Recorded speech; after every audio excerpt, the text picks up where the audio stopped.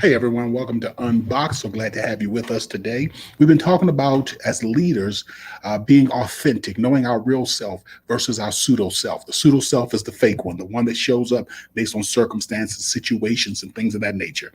Over the last couple of days, we've talked about two manifestations of the pseudo self. And one of those manifestations is when we don't follow through with a stated principle or belief, but because there's a lot of pressure from the relationship group. It's something that we genuinely believe and we genuinely want to practice, but there's so much pressure that the real self just gives in to the relationship system.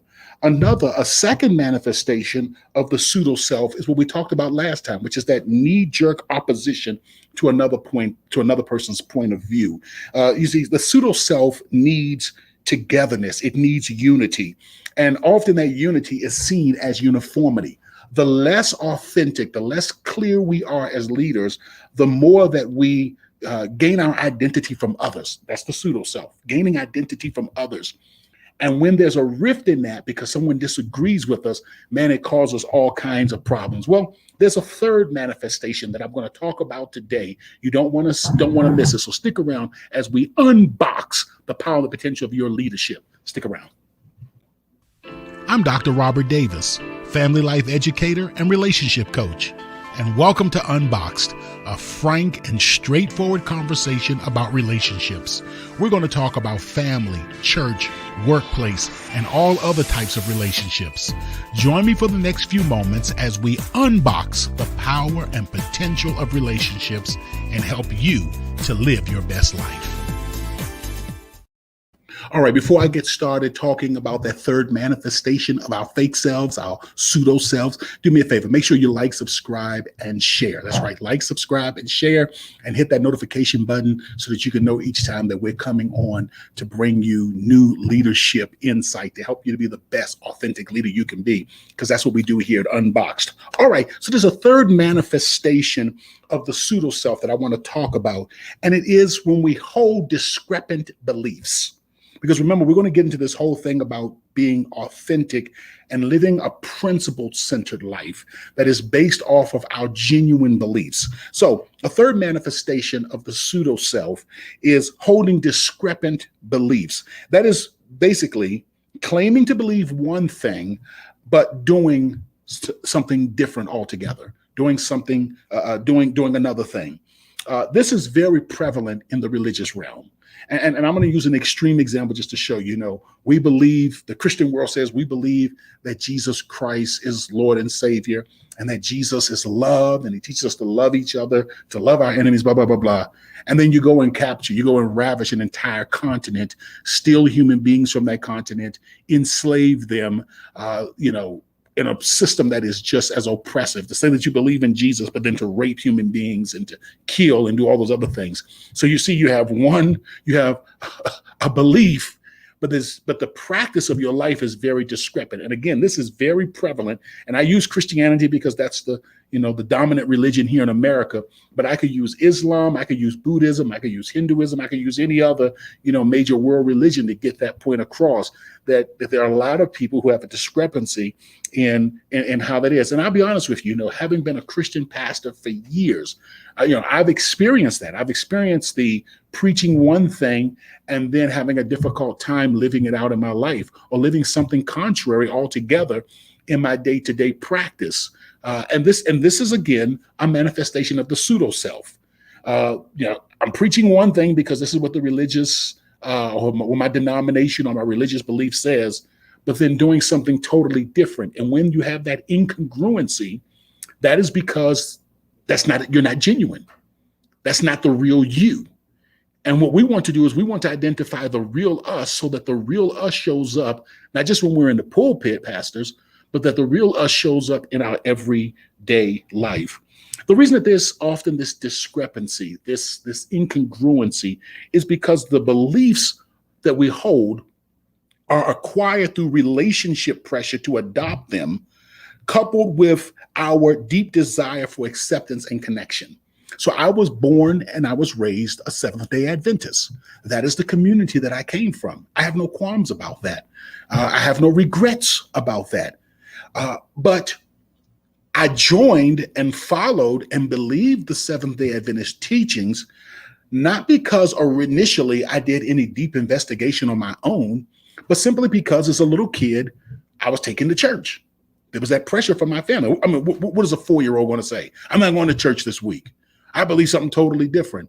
And then I got there and there was additional pressure applied with the beautiful songs that we sing as children, and I used to love when they would bring around this mirror and they would sing the song, guess who came to Sabbath school, Sabbath school, Sabbath school. And then they hold the mirror in my face and then they would sing a whole verse about how Bobby came to Sabbath school. And wow. And so you have years of this type of pressure applied. And before you know it, you have a set of beliefs that are really born out of relationship pressure, that are born out of this deep desire for acceptance and togetherness and connection. What the problem with that is that when your beliefs come about as a result of relationship pressure, family background, community, culture, etc., the challenge is when they come about that way, they have not been filtered through intellectual reasoning and careful consideration of facts that either support or refute them. And that's why you see a lot of people getting very defensive and very offended when their belief systems are challenged or brought into, are opposed or challenged. Because, hey, now you're challenging not just, the thoughts in my mind, but the entire way that I acquired these thoughts. And so you see this discrepancy oftentimes. And so you say, well, I thought you believed this. Why are you living like this? Well, it's really not my belief. It is literally the cultural pressure that's placed upon me. It's literally my family system's pressure.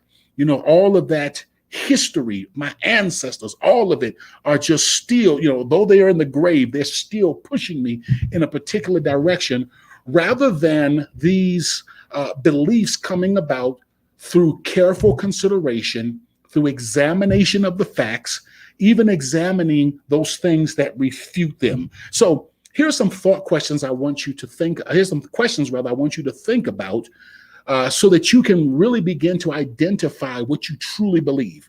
Because truth can stand up to scrutiny. Truth can stand up to scrutiny. So here are 4 questions. I'm going to give them to you very quickly. And that is, what do you believe because of your religious upbringing? What? Yeah. What are the things that you believe simply because that's how you were brought up? Religious things, that is, because that's how you were brought up religiously. Even if you are atheist or agnostic, if that's how you were brought up, then think through that. What is it that you believe about God, about religion, about whatever it is, based off of your religious upbringing? Number 2, what do you believe based on your race or ethnicity? And you could also throw the word culture in there. What do you believe because of your race, ethnicity, or culture? Think about the things that you believe simply because you're black. And there's a lot of things that I believe simply because I'm a black man living in America. Number 3, what do you believe because of your gender? And that can even get even more specific, because not only am I a man, but I'm a man that was born in the 70s, that, became self-aware in the 80s and came of age in the 90s. And that has a whole lot of baggage that's kind of attached to that. But really think it through. What do I believe based on my gender? And the last one is, what do you believe because of your family relationship? Sorry, not religious. We talked about that one already. What do you believe because of your family's relationship belief system? What do you believe about relationships simply because of your family's relationship belief system? I believe that you ought to treat people like this. You ought to do this, that, and the other, because that's the way that's the way I was raised in my family. You get me now? Those are 4 questions that you really need to think through, because before you can develop your own belief system, you have to first know what was already pre-programmed into you. A true or solid self begins to emerge when we look at what we believe and evaluate its origins. Yes, truth can stand under scrutiny. A true or solid self begins when we evaluate our beliefs through intellectual reasoning and careful consideration of facts that either support or refute them, because truth can bear scrutiny.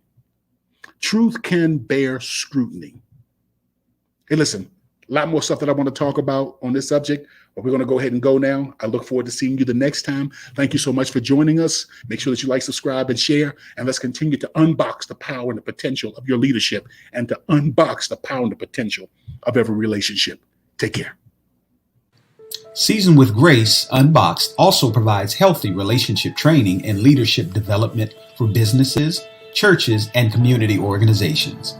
For a free consultation to discuss your team's needs, please contact us at our website at swg-unboxed.org. That's swg-unboxed.org.